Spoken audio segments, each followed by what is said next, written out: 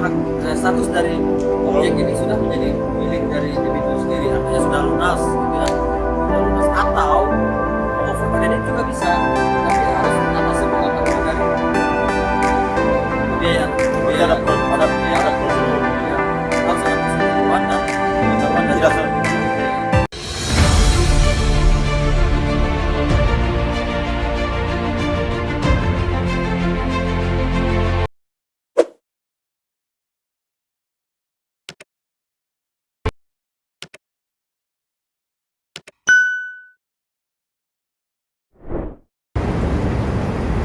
Halo, selamat pagi Ya.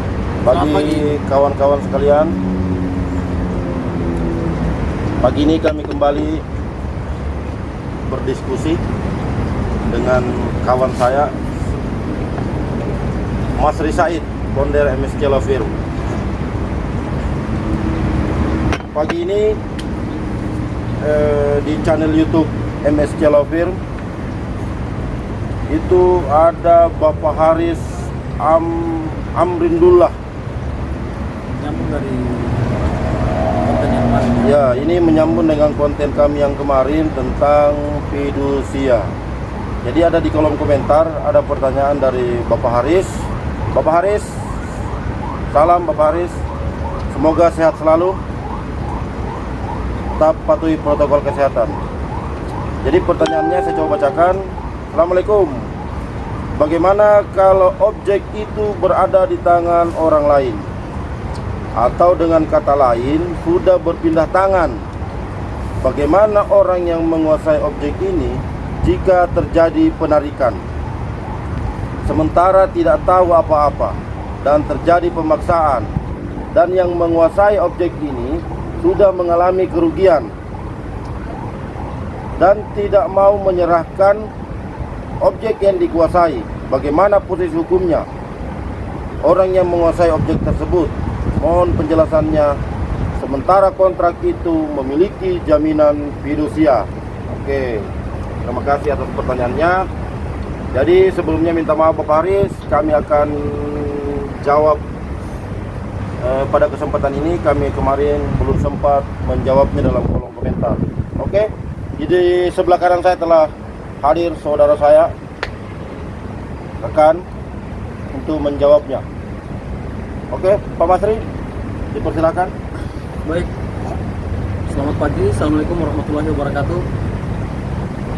Pada pagi hari yang cerah ini, kita kembali memberikan tanggapan atau mencoba menjawab dari pertanyaan dari Saudara Haris. ya saudara siapa tadi, Pak Haris Amrindullah, yang bertanya di kolom komentar dalam konten YouTube kami yang kemarin ya, yang membahas terkait dengan jaminan fidusia gitu ya. Ya, jadi gini ya. Dari pertanyaan saudara Haris tadi, ada beberapa hal yang saya tangkap. Yang pertama itu unit kendaraan ini, ya, unit kendaraan ini ada di tangannya pihak ketiga, ada di tangan pihak ketiga. Sementara status kendaraan ini atau unit kendaraan ini Jadi objek jaminan fidusia. merupakan objek jaminan fidusia. Jadi ada beberapa hal di sini. Jadi ada penguasaan oleh pihak ketiga, sudah terjadi peralihan penguasaan, sehingga yang menguasai sekarang ini bukan lagi Yang berkontrak. debitur di situ ya, bukan lagi debitur atau pemberi jaminan fidusia. Jadi pertanyaannya ini Pak Masri, dia terikat kontrak jaminan fidusia. Oke, terikat kontrak. Nah, kalau yang ditanyakan adalah bagaimana posisi hukumnya, maka kita harus kembalikan ke aturan yang mengatur tentang jaminan fidusia ini. Bagaimana terkait dengan perjanjian pembiayaan jaminan fidusianya gitu ya. Nah, karena dasarnya adalah ada perjanjian atau merupakan objek jaminan fidusia, maka rujukan kita adalah Undang-Undang Nomor 42 Tahun 1999 tentang jaminan fidusia. Gitu. Nah, karena yang perlu kita tahu juga bahwa Undang-Undang Jaminan Fidusia ini melindungi bukan hanya kepada kreditur atau lembaga pembiayaannya, tetapi juga oleh debiturnya atau pengguna dari atau pemberi fidusia di sini ya, melindungi keduanya. Bagaimana statusnya? Jadi objek jaminan fidusia atau unit kendaraan tadi sebenarnya kalau dia terikat jaminan fidusia, maka penguasaan dari objek ini harusnya itu ada di tangan debitur gitu, harus di tangan debitur. Harus di tangan yang berkontrak. Iya, harus di tangan yang berkontrak. Karena yang terikat kontrak itu bukan pihak ketiga. Bukan pihak ketiga, itu yang perlu dipahami dulu. Iya. Harus di tangannya debitur. Karena yang berkontrak ini antara kreditur, pembiayaan dengan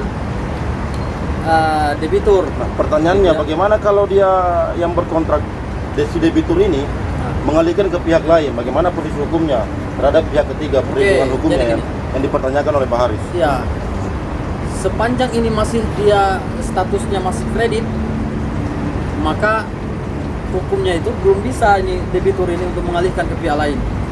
Karena ini kan belum lunas nih. Ada hutang di sini kan, ada hutang. Iya. Kredit. Nah, berarti masih ada angsuran yang harus dibayarkan sampai lunas. Nah, kalau sudah lunas itu kan sudah secara hukum sudah menjadi miliknya si debitur ini. Nah, tapi sepanjang dia belum lunas, maka hak kepemilikannya itu belum sepenuhnya. Karena sebagian dari hak itu ada juga di lembaga pembiayaan. Nah, karena berdasarkan jaminan fidusia tadi ada pengalihan hak secara kepercayaan. Jadi ada hak sebagian itu yang alihkan kepada lembaga pembiayaan. Ya, walaupun penguasaan objek atau penguasaan dari unit kendaraan ini tetap kepada debitur. Jadi dia tetap bisa menggunakan kendaraan ini, tetapi hak kepemilikannya itu dipegang oleh sebagian dipegang oleh lembaga pembiayaannya. Gitu. Jadi belum bisa dia untuk mengalihkan dengan cara apapun ya, baik itu melalui jual beli, termasuk menyewakan, Masih mungkin meminjamkan, Bang. meminjamkan kepada pihak lain. Karena posisinya kedua-duanya punya hak. Ya, sepanjang itu dia masih statusnya sebagai objek jaminan fidusia ya. Iya. Nah, ini terkait dengan pertanyaan tadi Pak Haris. Ini kalau dia posisinya ini coba saya artikan pertanyaan tadi Pak Haris. Ini posisinya dalam keadaan menunggak karena ada kata-kata mau ditarik, kemudian pihak ketiga tidak mau menyerahkan objek itu. Bagaimana kira-kira itu? Nah, berarti kalau dia dalam posisi nunggak, berarti kan ada problem nih, ada masalah di sini kan. Ada dalam posisi menunggak, jadi angsuran tidak dibayar gitu. Nah, sementara objek ini sudah ada di pihak pihak ketiga atau di pihak lain. Dalam proses peralihan ini tidak melibatkan tidak melibatkan dari debitur. Iya. Sebenarnya gini ya, bukan tidak boleh mengalihkan. Boleh saja mengalihkan, tetapi sepanjang status dari objek ini sudah menjadi milik dari debitur sendiri, artinya sudah lunas gitu ya, sudah lunas. Atau mau over kredit juga bisa, tetapi harus atas sepengetahuan dari pembiayaan. Ada prosedur begitu. Ya, harus ada persetujuan dan pengetahuan dari lembaga pembiayaannya. Tidak serta merta dialihkan begitu saja. Tidak bisa, karena nggak ada hak dia. Jadi tidak memiliki hak sepenuhnya. Iya, kreditur itu bisa saja melaporkan soal ada dugaan pidana di situ. Iya. Oh, ada pidana ya, Pak Menteri? Ada pidananya.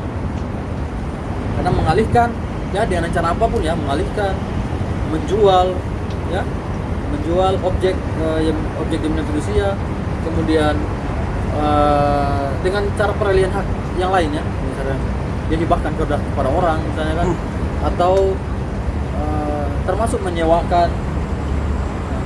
Dalam praktek kan biasa direntalkan. Padahal sebetulnya kalau secara hukumnya itu nggak boleh. Berarti kalau tanpa sepengetahuan artinya dari berarti kalau pihak ketiga ada pihak ketiga yang menguasai barang itu, lantas ada leasing yang mau menarik, berarti dia nggak bisa bikin apa-apa dong, gitu.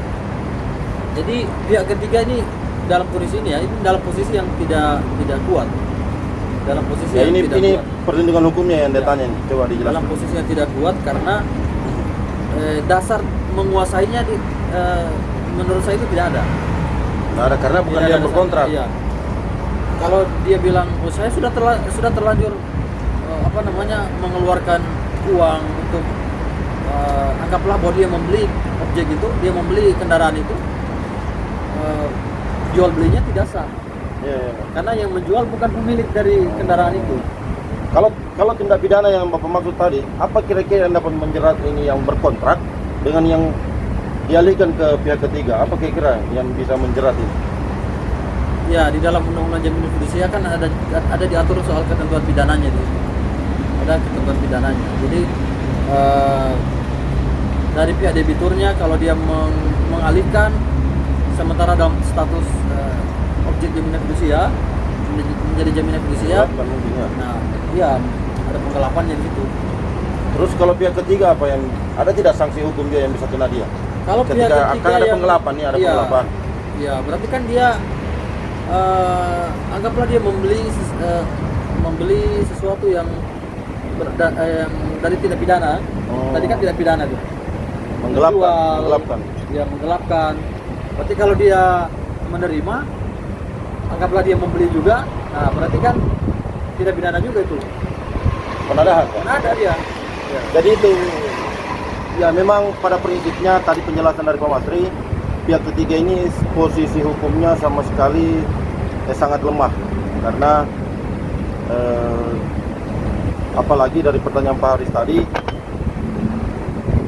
dia statusnya masih terikat kontrak, dalam artian dia terdaftar sebagai jaminan fidusia.